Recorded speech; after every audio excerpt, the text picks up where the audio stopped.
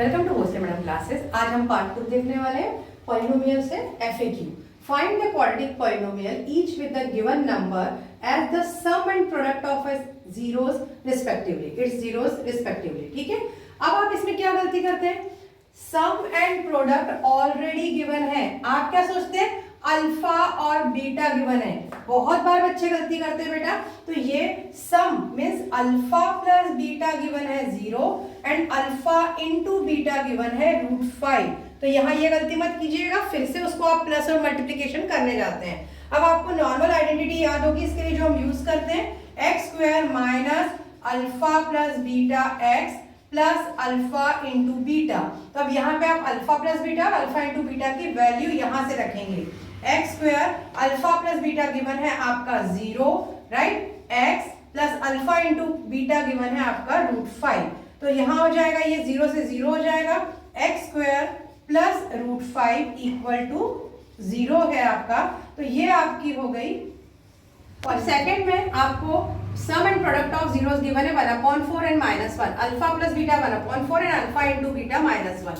Again use the identity x² minus alpha plus beta x plus alpha into beta equal to 0।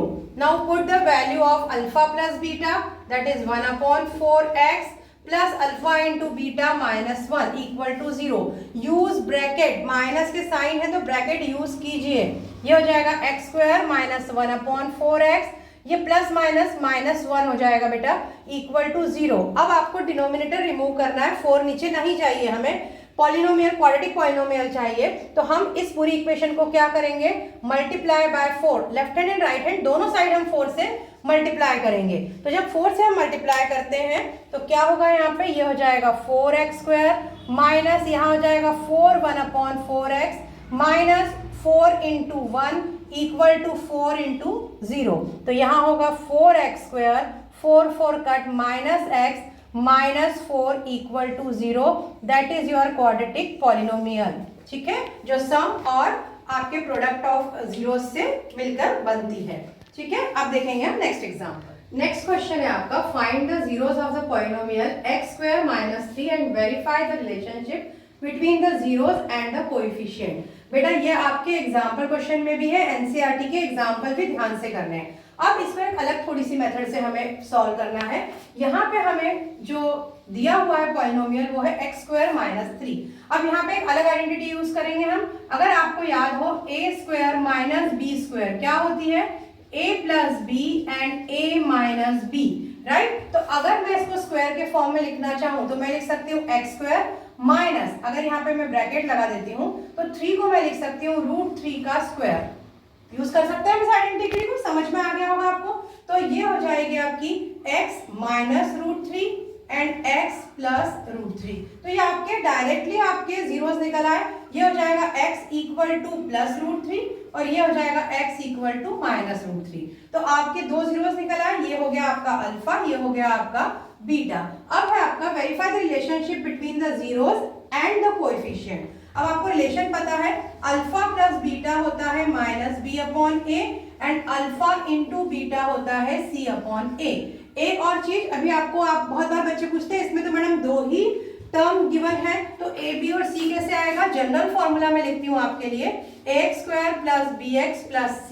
अब यहाँ पे आपको square दिया है, मतलब x², इसका a तो हो गया बेटा, क्या हो जाएगा 1, -3 है, मतलब ये c की जगह पे है तो ये c आपका -3 है, पर आपका b नहीं गिवन है, मतलब हम b इक्वल टू लेंगे 0। तो ये याद रखिएगा, नहीं तो आप इसका आगे सॉल्व नहीं कर पाते हैं। b यहाँ पे इसमें नहीं है, ये आपका क्वाड्रेटिक इक्वेशन है पर बाइनोमियल है, so b is 0। Now come to here.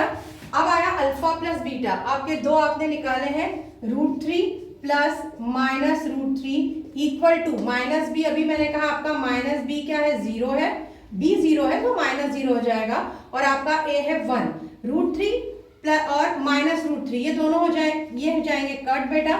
ठीक है, इक्वल टू ये आ गया आपका 0 आंसर और ये भी कट हो जाएंगे तो आ जाएगा 0 इक्वल टू 0। तो LHS इक्वल टू RHS, ये करेक्ट है। अब आइए alpha into beta equal to c/a।